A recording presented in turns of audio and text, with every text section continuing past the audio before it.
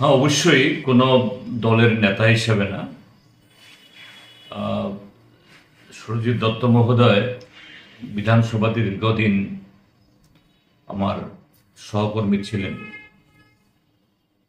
যে মতাদর্শ বা রাজনৈতিক পথ ভিন্ন হলেও ব্যক্তিগতভাবে তার সাথে খুবই ভালোই সম্পর্ক ছিল এবং তিনি দীর্ঘদিন ধরে তার বিধানসভা কেন্দ্রতে প্রতিনিধিত্ব করেছেন এবং মানুষের মধ্যে খুবই গ্রহণযোগ্য ছিলেন, মানে গ্রহণযোগ্যতা ছিল ওনার, জনপ্রিয়তা ছিল।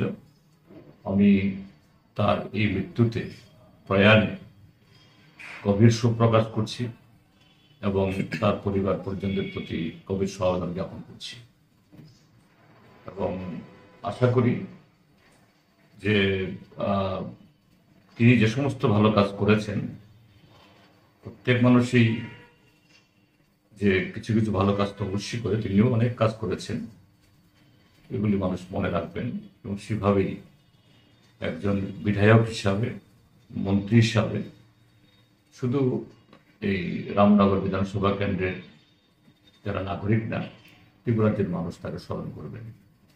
আমি তার স্মৃতির প্রতি আবারও শ্রদ্ধা জ্ঞাপন করছি।